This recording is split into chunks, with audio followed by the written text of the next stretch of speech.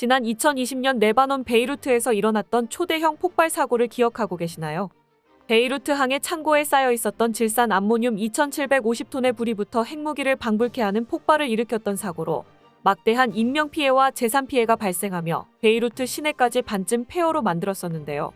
그런데 사고 직후 베이루트 시내에서 거의 박살난 것처럼 보이는 자동차가 주행하고 있는 영상이 SNS에서 올라와 화제가 됐었습니다.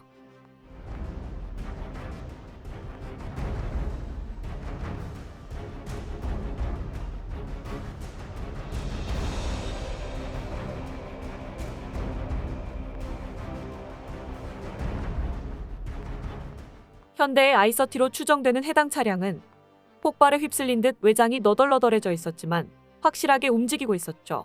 해외에서도 한국은 자동차를 얼마나 견고하게 만들면 저 지경이 됐어도 움직이는 거냐고 감탄을 불러일으켰던 영상이었는데요. 그런데 얼마 전 이와 비슷한 사례가 다름 아닌 우크라이나에서 포착됐다고 합니다. 한 영상에서 우크라이나의 베테랑 군인이 시민들에게 가장 치열했던 전장에서 살아 돌아온 파트너를 소개했습니다.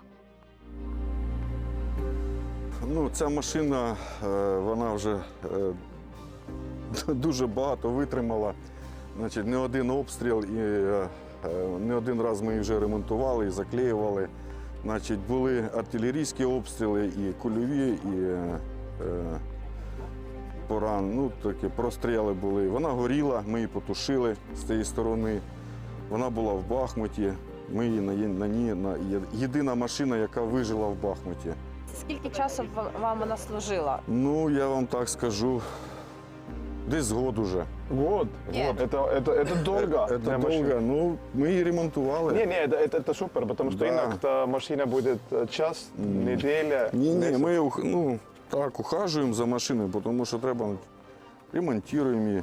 Це дві наших машини, які згоріли. 이미 눈치채신 분도 계시겠지만 우크라이나 사람들을 놀라게 만든 이 차량의 정체는 바로 현대의 SUV 산타페였습니다. 우크라이나 전쟁의 여러 전투 중에서도 그중에서도 가장 지옥 같았다고 평가받는 바흐무트 전투에서 수많은 총격과 폭격까지 얻어맞아 부서지고 깨지며 너덜너덜한 꼴이 됐지만 여전히 군인들을 싣고 전장을 누빌 수 있는 상태였습니다. 바흐무트 전투는 지난해 8월부터 전략적 요충지 바흐무트를 차지하기 위해 약 9개월 동안 치러진 전투로 1차 세계대전을 연상시키는 참호전과 시가전이 일어나며 이번 전쟁에서 가장 참혹했던 전투로 기록되었는데요. 9개월 동안 우크라이나군과 러시아군에서 각각 10만 명에 달하는 사상자가 발생하고 파괴된 차량과 장비는 셀 수도 없을 지경입니다. 그런 전투에서 유일하게 살아남아 함께한 우크라이나 군인들의 목숨까지 구한 차량이 다름 아닌 한국 차량이었다는 게 놀라울 따름인데요. 해당 영상을 본 우크라이나 네티즌들은 이 차는 훈장을 받을 자격이 있어 승전 퍼레이드에 이 현대차를 참가시켜야 합니다. 현대는 다음 산타페 광고에 바흐무트에서 살아남은 유일한 차라고 홍보해야 한다라며 한국차의 견고함에 놀라움을 표하고 있습니다. 산타페뿐만 아니라 한국산 SUV와 픽업 트럭들이 강력한 엔진과 구동계의 내구성, 수리의 용이성으로 우크라이나군의 전술 차량으로 애용받고 있는데요.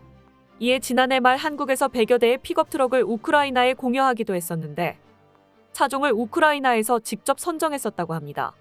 게다가 얼마 전에는 우크라이나가 이런 민간 차량뿐만 아니라 한국의 군용 차량까지 인도받았다는 놀라운 소식이 전해졌는데요.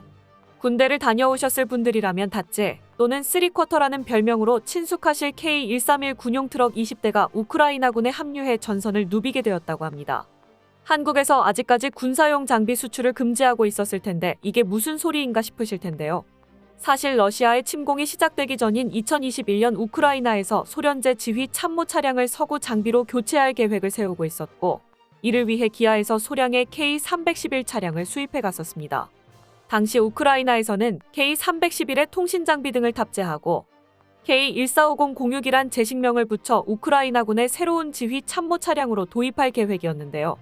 그런데 통신 장비를 차량에 조립할 예정이었던 보단 모터스가 갑작스럽게 파산하게 되면서 K311은 꼼짝없이 창고 신세를 져야 했었습니다. 그러다 러시아의 침공으로 우크라이나 전쟁이 터지며 그대로 잊혀지나 싶었는데요.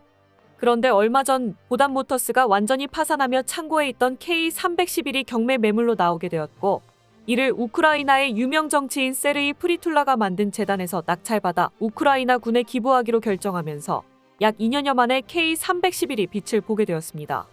K311 한 대당 가격은 12만 8천 흐리냐.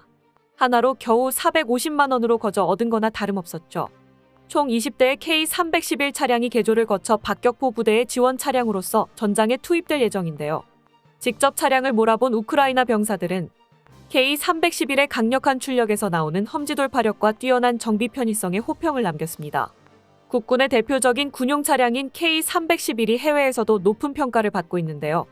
K311은 내수용일 거란 인식과 다르게 저렴한 가격과 신뢰성, 그리고 기아의 일반 상용 차량 부품과도 호환되는 정비성 덕분에 의외로 여러 국가들에 수출되어 운용되고 있는 군용 장비입니다.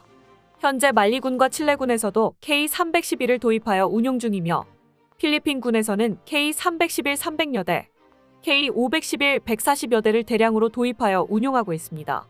현역 시절 직접 K311을 몰아보았던 이들도 입을 모아 가장 완성도 높은 군용 차량이라고 평가했는데요.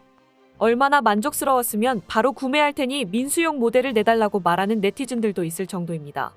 요즘 차량처럼 화려한 기능은 없지만 매우 단순하고 검증된 부품에서 나오는 긴 수명과 안정성은 군용 차량으로서 대체할 수 없는 매우 강력한 장점이라고 할 수 있습니다. 그 신뢰성 덕분에 병력 수송, 화물 수송, 통신, 앰뷸런스, 심지어 제설차로까지 다양한 용도로 개조되어 쓰이며 국군의 마당발이라고 불렸을 정도이죠. 하지만 아무리 믿고 쓸 수 있다고 해도 너무 오래전에 설계된 차량이다 보니 1세계 군대인 한국군에서 계속해서 운용하기에는 한계가 있었습니다. 국군에서도 도입된 지 무려 50년이 넘었으니 이제 새로운 군용 차량을 도입할 필요가 있다고 판단해 국내 자동차 기업에 새로운 차량을 발주했고 2015년 기아에서 개발한 다목적 전술 차량인 K151 현마를 도입하기로 결정했었습니다. 그리고 최근 폴란드에서 추가 군사 계약을 통해 도입을 결정한 한국제 전술 차량이 바로 K151이었는데요. 지난 8월 14일 폴란드 국방부 장관 마리우스 부아슈차크는 K151 400대 도입에 서명하며 폴란드가 가장 빠른 시간 안에 군에서 사용할 수 있는 검증된 차량을 도입한다고 말했습니다. 빠르고 검증되었다는 두 마디로 한국 무기의 특징을 요약할 수 있을 것 같은데요. 일명 한국형 험비로 불리는 K151은 미군 제식 차량 험비보다 크기가 더 크고 해외에서 극찬을 받았던 기아의 명품 SUV 모하비에 사용됐었던 현대 S 엔진을 탑재하고 있는데요. 험비보다 75마력이 더 높은 225마력의 엔진으로 저속에서 강력한 토크를 통해 그 어떤 험지라도 돌파할 수 있어 군 관계자들에게 찬사를 받을 수 있었습니다. 현 시점 최고의 전술 차량으로 평가받고 있으며 칠레, 말리, 나이지리아 등 해외에서 연이어 수주 실적을 내고 있었고 이번 폴란드 계약으로 유럽에도 대량 수출을 달성할 수 있게 되었습니다. 또한 다양한 파생형 모델을 통해 기존의 K311 차량이 수행해왔던 임무를 하나하나 대체해 나갈 계획이죠. 이처럼 한국제 군용 차량들이 전 세계적인 인기를 끌 수 있었던 데에는 자동차 산업의 발전으로 한국차가 세계적인 브랜드로 부상하게 된 것이 큰 영향을 미쳤다고 할 수 있는데요. 지금은 전 세계에서 5손가락 안에 드는 자동차 기업이 된 현대그룹이지만 한때 일본의 혼다 짝퉁이라 불리며 미국에서는 가난하고 실패한 사람들이 현대차를 탄다는 이미지가 붙었던 적도 있었습니다. 하지만 경쟁자들이 자신들의 자리에 만족해 도전을 거부하며 머물러 있을 때 언더독의 마음가짐으로 도전과 실패를 멈추지 않은 결과 올해 최초로 전 세계 빅3 자동차 기업에 진입할 수 있었죠. 한국 자동차가 일본차를 제칠 수 있었던 건 해외에서도 인정받은 뛰어난 내구성이 한몫했는데요. 신차 품질 조사와 함께 자동차 품질 평가의 양대 척도로 여겨지는 미국의 내구 품질 조사에서 현대차 그룹이 독일과 일본을 제치고 2022년, 2023년 2년 연속 1위를 차지했습니다. 기아는 일반 브랜드 중 3년 연속 1위를 차지했고 반면 혼다는 14위를 기록하며 10위권에도 들지 못했습니다. 더 이상 품질과 신뢰의 일본차라는 이름이 먹히지 않게 된 것이죠. 자기네들끼리 세계 최고라고 추켜 세우고 있지만 일본 방산이 세계 시장에서는 전혀 알아주지 않는 것처럼 우물 안에만 머물러 있었던 일본의 자동차 사업까지 저물어가고 있다는 평가를 받고 있습니다. 반면 한국 자동차가 세계적인 브랜드에 올라서며 덩달아 한국제 군용 차량, 기갑 장비들에 대한 평가도 높아지게 되었죠.